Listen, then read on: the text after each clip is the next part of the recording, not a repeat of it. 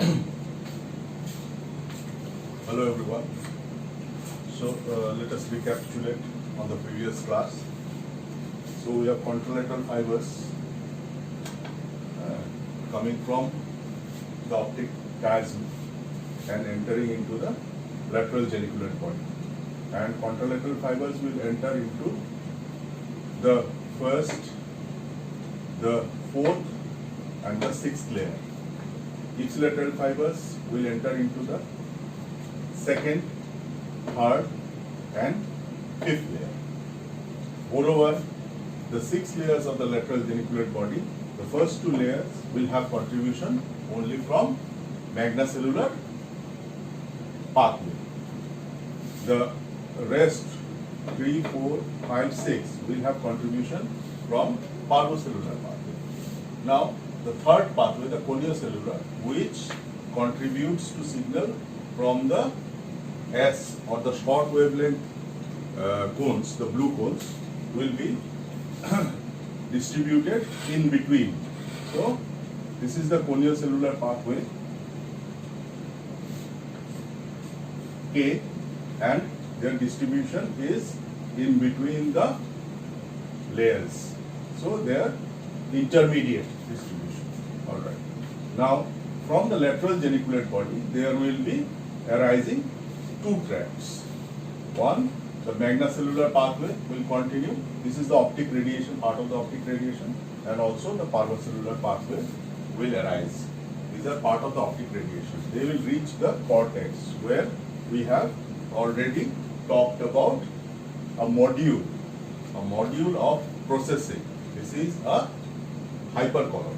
So, this is a processing module in the cortex. Now, the cortical division, if you remember, was in 6 parts. In the previous class, we have talked about it. So, we will talk much only about the layer 4.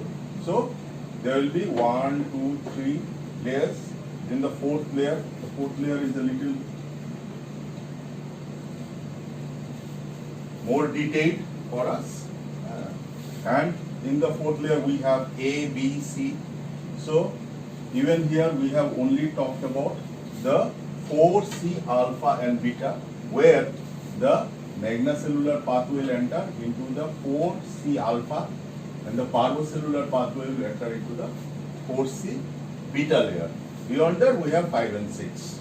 So, there are still 1, 2 and 3 layers. Over here we have 5 and we have 6. So, we are not going to talk about them much. So, after entry, they will be processed in a parallel fashion.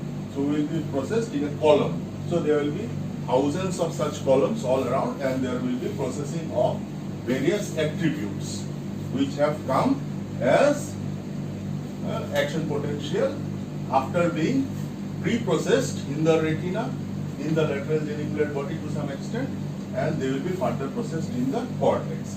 So, what are the processing? What are the attributes to be processed? There are many attributes as we talked about. First and foremost is the direction of movement of the stimulus. Direction of movement of the stimulus. At the periphery, you can detect direction of movement stimulus. These are coming through the magnacellular pathway, which has faster conduction and which has more contribution from the periphery and can pick up very low amount of light. They are highly sensitive. So, direction of movement of stimulus is one. Then we also have orientation columns. These columns they are stimulated by various degree of orientation of the light. So, suppose we have a an edge at this orientation, it will be picked up by a given column of cell. In the cortex, we have a edge or a contrast of light and darkness or a contrast of 2 colors at this orientation. They will be picked up by another orientation column cell.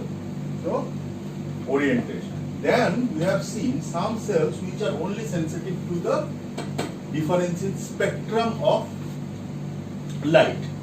So, they will be picking up the difference in light spectrum, red, green, blue, and they will combine and they will subtract the incoming signal to get all the visible color that you see. All the hues are also gradually being processed here. So these are known as, because they are in a bundle, in a block, so these are known as color block. So color block, and in the space between the color block, the intercolor block areas, we have the interblock.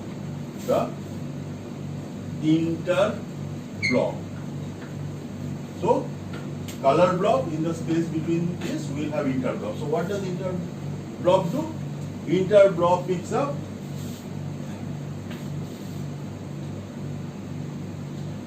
they are sensitive to forms, they are sensitive to shapes. So interblocks will be sensitive to shape. So they are not sensitive to colors. So colors will be picked up by this group of cells, and we have interblock. So this is the part whereby we also see a subdivision of ocular dominance. So signal from, suppose this is the right eye, will be still demarcated or still different. They will not march together at this level from the left eye. So suppose this is the left eye part and this is the right eye part. So ocular dominance will remain. So we have ocular dominance, we have the presence of movement sensitive cells, we have orientation columns, we have blobs, and we have spaces in between the blob full of neurons, which are known as the interblob area. Now, from this B1 or the primary visual cortex, the signal will be, so this is, as you see, parallel processing. This is, the signal will be further shifted downstream. So this is an example of serial processing. After the processing has been completed here, it will be shifted here. So what are the things? From the blobs,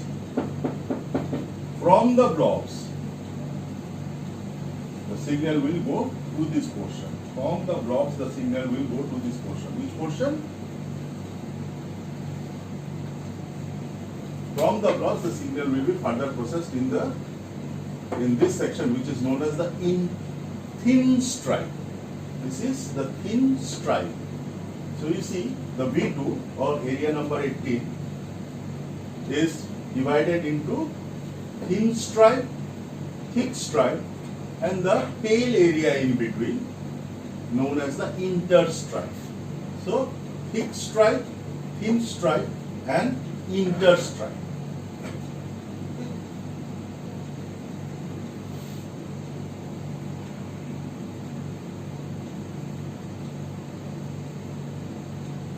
So signal from blob which are concerned with processing of color will go to the thin stripe, where they will be further processed. So cells here are double opponent cells. Cells here are also processing color by comparing them. So color processing is done here after the blob processes. Next, from the interblob area where you have processing for shapes. Now shapes will be processed by further modulation of orientation. Shapes have edges, so edges will have their peculiar orientation. Now suppose this blackboard to be visualized will have to have edges. So edges are what is considered primary visual focus. So the difference between the end of the board and what lies beyond will be one edge, and then this corner will also be another edge. So the orientation, as you can see, is one orientation is this way, the other orientation is that way. So when we start processing orientation, then we know about the edge of things, and the edge of an object defines the shape of an object, and then also the edges will be what determines later on the contour of an object. So interblob area defining orientation and edges will be further processing interspace. So it is easy. Interblob area further processed in interstripe. So interglobe area, signal will go to interstripe area. And what does the thick area do? What does the thick stripe area do? So what remains behind? What remains is direction of movement and over here there is march of the visual stimulus from both the eyes. So right and left is still segregated in V1, but in V2 they are no longer segregated, and they together, the information together will give rise to the perception of depth. So the thick stripe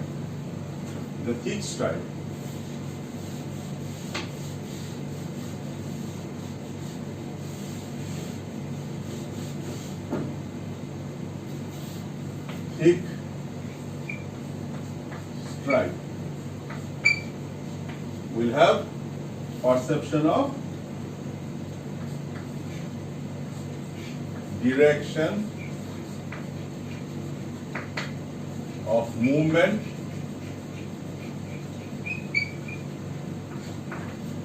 and depth perception, contributing to stereopsis. The thin stripe will be contributing to perception of color, and the interstripe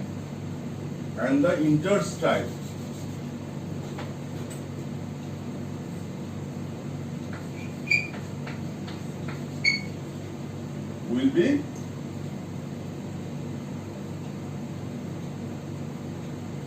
contributing to form,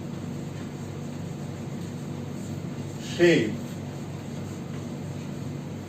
So you see, we have almost all the attributes that we need to define the visual world. We have the appreciation of color, gradually it is becoming finer. Then we have the appreciation of form, shape. So when you have the appreciation of form and the appreciation of color, you can understand or you can identify an object. You can start identifying an object. You know these are pieces of chalk because they have this given form and the edge is known to you, and also the contour. You can visualize that they are cylindrical in shape because of the difference of the shades. See the color difference, and the edges are known to you, and also the primary coloring is known to you, so you know what kind of chalk they are. So you kind of understand that they are chalk and this is a metal ruler or a scale. So form and color. You also start to know that where in this world or where in your space compared to a body this scale is placed, or how it is held in the hand, how the chalk will be held against the board, and how it will start drawing shapes with what color and which area of the board will be colored by this chalk. So you have direction of movement and depth, because to draw on this board you need to understand how far the board is and how far and what movements you should make. So you kind of have a holistic understanding of what you intend to do in the visual world and what the external stimuli are and how you react to it. So this is what is still up to V2. And then with the processing of so many attributes, we get a rough idea of how the visual world is processed in the cortex. So ultimately speaking, very simplistically, what is seen is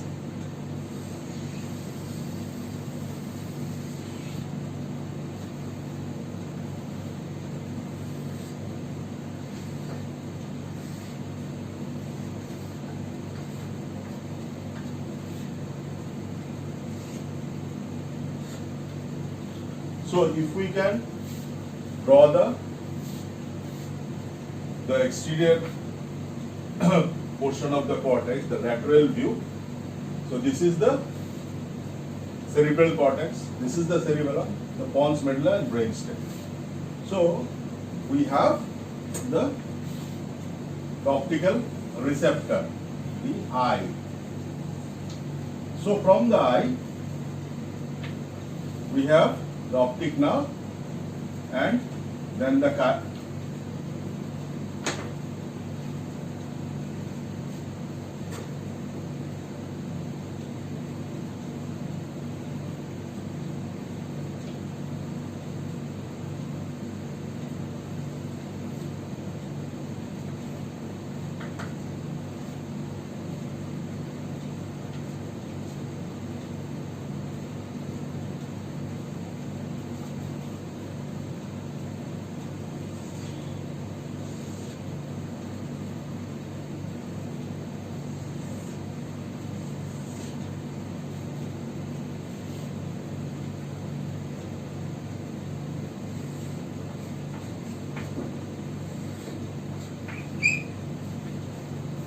So we have the receptor, the eye, the optic nerve, the optic chiasma, the optic tract, after the lateral geniculate body, the optic radiation, and they are supplied to the visual cortex.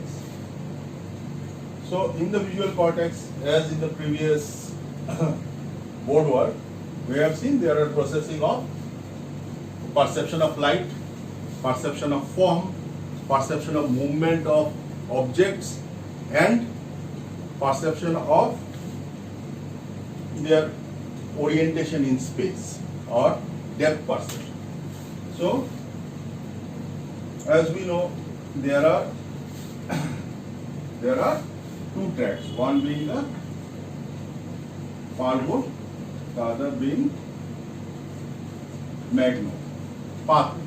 So parvo pathway will carry the color and the form and the ability to have very accurate vision, to have color vision, and only daylight vision. Magno will carry, magnocellular pathway or magnocellular pathway will carry the ability to understand to perceive very low light, to understand any movement in the periphery. So, but they are very fast. So, any movement in the periphery will enable you to take immediate action. So, magnocellular. So, this kind of pathway continues, and what we see as extension is that this ability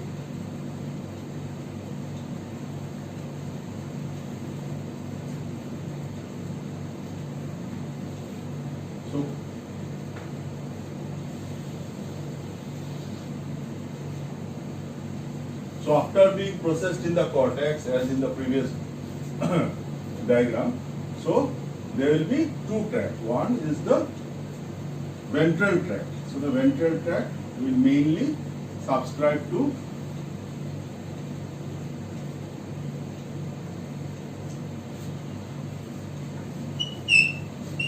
understanding of what means that there will be tract leading from the primary visual cortex to the secondary visual cortex to association area in the temporal lobe, which gives you an understanding of what the object is. Identification of object. Identification of object, even so fine a processing is done, ultimately you can even use this to identify faces. So the human face is identified at around this region. Someone you know, a person you are familiar with, you will be immediately able to identify because of the proper processing or working of the ventral pathway which goes into the temporal lobe. So faces are even identified. Objects are identified. Whether it's a dog or a cat or a table can be identified. The other stream is the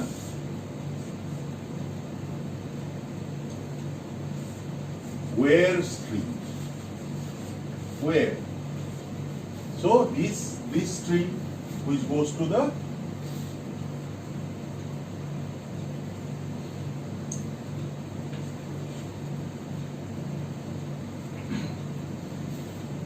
parietal lobe is also known as the dorsal pathway. So this is the dorsal pathway, and it will bring about a processing or understanding beyond V1, V2, V3 to give you the capacity to understand where the objects are located. So this has the further processing of depth of vision and the direction of movement. This will take the help of further processing of attributes such as color and the shape. So the eyes pick up the photons and they deconstruct the world. They carry electrical signal, and electrical signal will converge. The axon carries the electrical signal will convert in the optic chiasma. 50 or 60% will cross over to the other side. They will be contributing as contralateral fibers. 40-45% will come as ipsilateral fibers. They will go to the lateral geniculate body, where in the lateral geniculate body they will still remain level line, and from the lateral geniculate body, geniculostriatal fibers or fibers arising from the geniculate body to the optic cortex, optical visual cortex will arise. Here they will be processed in a parallel column, whereby color, the form, the direction of movement and perception of depth will be further processed.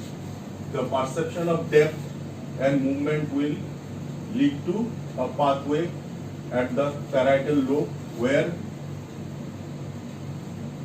the position or the movement of object in space will be defined and will be brought to our consciousness. The other pathway is the dorsal pathway, which will lead to the temporal lobe, whereby the identity of objects and their specific form will be recognized. This is the what pathway. So what is in our visual field and where is it located? So this is in the temporal lobe, and faces are even identified. So the identification of face is very important. This is one of the most important things that we do. So suppose there is a lesion. Suppose there is a lesion here. There is a injury here. There is a lesion here.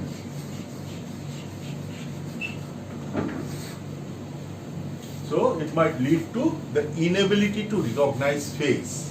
The inability to recognize face. So someone who is familiar to you will not be recognizable.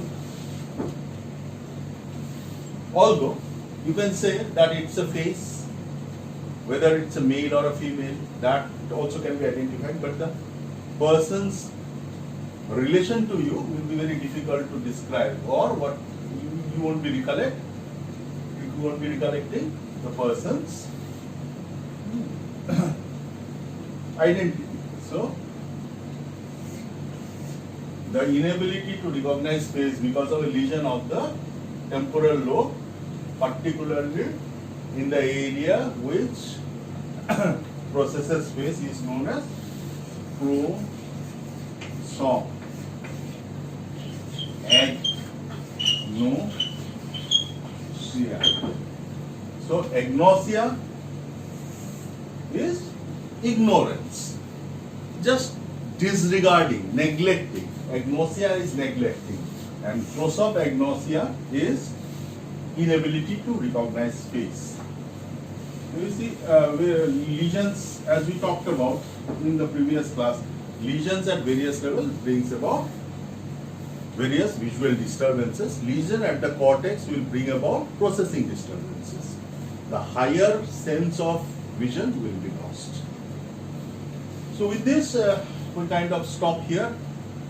What we want to do next is, we want to talk about certain reflexes.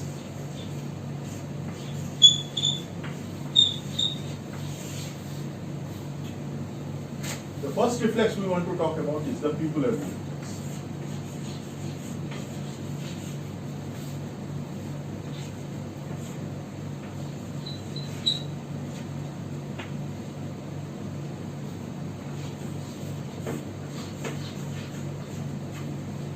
Pupillary reflex. So, it has been seen that when you shine light onto the eye of a subject, you can see the pupil becoming smaller. The pupil becoming smaller. Usually, the opening of the pupil is till up to 8 millimeter, and it can go as small as 1.5 millimeter. So, if you shine light into the eye of a subject, the pupil constricts. The pupil on the eye where you have shown light constrict. Also, the other eye shows similar constriction.